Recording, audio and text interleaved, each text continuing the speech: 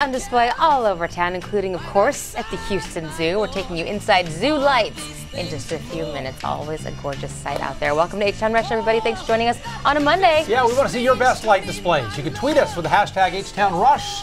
We might show them on air. I finally put up mine this weekend. Good man. A little late this year, but it finally put me into the Christmas spirit. Yeah, it's true. You know, shorts and t-shirt out there putting up the lights. I know, right? It was fantastic. I don't know. See, I'm not complaining about this. I know a lot of people are like, "Where's the cold?" I don't know. You know, when you don't have to get that big coat, I'm okay. It was a couple weeks ago. Yeah, exactly. You already had it. You got it. Check it off the list. Well, we're actually starting off cool this morning. The temperatures are actually above average. Excuse me, but we are going to be really above average as we head into your afternoon. I mean, pushing 70 today. I'll take it for a Monday. 40s and 50s this morning. 51 in Sugar Land, 53 in Katy, 48 this morning in the Woodlands. So you'll still need a long sleeve, but check out that day part plan. Our mid 60s by your lunchtime hour. We stay dry today with a high temperature pushing 70. So enjoy it. Enjoy your Monday. Big changes will happen late Tuesday night. So tomorrow evening into Wednesday morning. Big system out of the West Coast going to impact even your morning rush on Wednesday morning. Most of the rain right now pushing into California. This is what will be impacting your Wednesday morning. So Steph, even though we're dry today, we're expecting rain by Tuesday night. All righty, well, we have problems without the rain right now. Everything's on the east side, so as we take in the big map, all of those red lines are obvious because that's where we have the trouble spot. So I want to zoom into the newest problem on the eastbound Sam Houston Tollway, actually East Sam Houston Tollway going southbound. You can see a river of red there as you approach 225. This is where if you live or work maybe by the refineries, this is where they have those water tanks with the big war painting. So it's a really obvious landmark, and that is right where you're going to see that stall. Most likely going to run a break in traffic there. And then on the East Loop southbound, traffic at a crawl because of the unexpected lane closures Michelle Choi has been telling us about. And we also have a stalled rig in the center lane just out of camera frame. So big old mess. Take I-10 to get around it. Russ and Lisa. Okay, Steph, thank you. Adam Bennett continues our Rush Block now with some breaking news. 2 men died. An innocent teenager was caught in the crossfire and is in the hospital. Let's go to Adam now live in Southwest Houston with more on that shootout overnight. Adam? Hey, Russ and Lisa. Well, detectives are hoping to look at surveillance video from this apartment complex right in front of where all of this happened. But right now, they tell us they are not releasing the victims' identities and they don't yet have a motive. Now, what they do tell us is that about 10:30 last night, 2 men in 2 different cars began shooting at each other. One of them was hit and died on foot in the road. The other was shot inside of a car, put it into gear, and then crashed into a brick wall where he died. A 16-year-old boy walking down the street was also shot in the leg and taken to a nearby hospital. Thankfully, police tell us he will make a full recovery. They say he was just an innocent bystander in this case. Now they're trying to get a good description of the SUV that took off from the scene and the men inside of it. Russ and Lisa. All right, thank you for the update, Adam. We have more breaking news this morning. This is out of South Houston.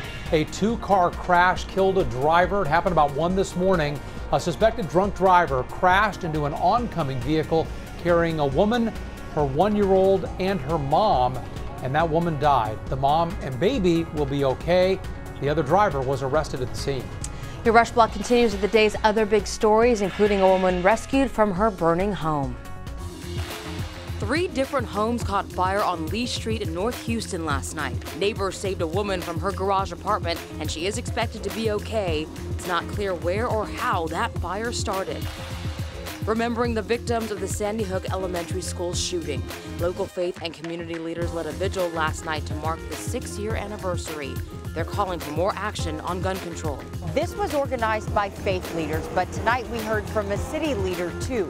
Police Chief Art Acevedo has never shied away from sharing his opinion on this issue, and tonight he said he'll be even more outspoken about gun legislation in the new year. A major meat heist. A man caught stealing nearly $1,200 worth of meat from the Kroger on Riley Fuzzle in Spring. Constables say they found the goods in Michael Cordova's car. He's been charged with felony theft. Healthcare coverage in limbo. A federal judge in Texas struck down the Affordable Care Act, calling it unconstitutional. It's a big ruling. It's a great ruling for our country. We'll be able to get great health care. A group of states is already vowing to appeal the decision. Reopening after Harvey. Today, Lone Star College Kingwood will reopen 6 buildings damaged in the storm. The campus got a makeover just in time for spring semester. And that is your Rush Block. Let us know what's happening in your world. Just tweet us using the hashtag HTownRush.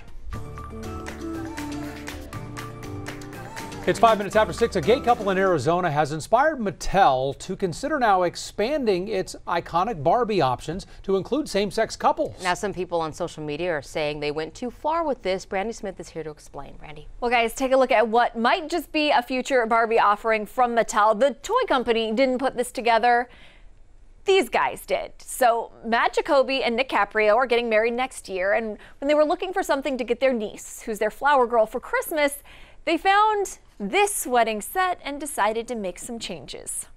We bought another Ken who was in a tux and took out Barbie and added another Ken in, tied it together and gave Natalie the gift.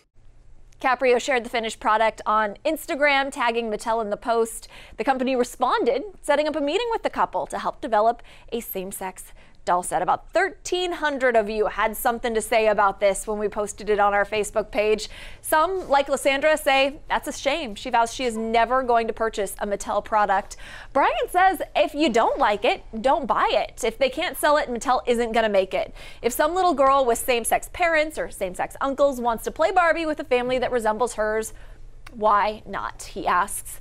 And then Christy says, easy solution, just sell everything separately so every situation can be reflected. We're talking about interracial marriages, interracial and gay marriages. That way the kids can create the families that they see fit, you know, something that fits. We have so many families today.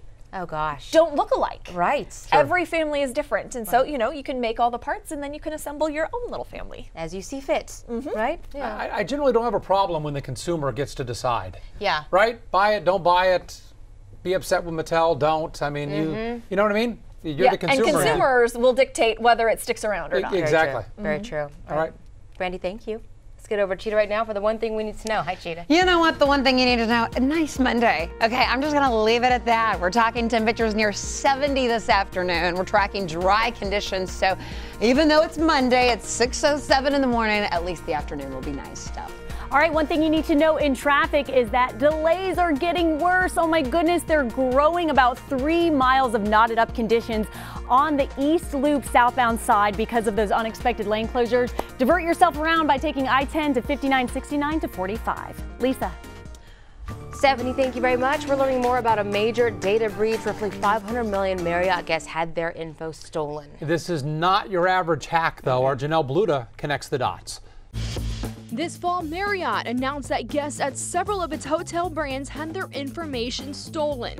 Things like name, address, phone number, even passport number were taken.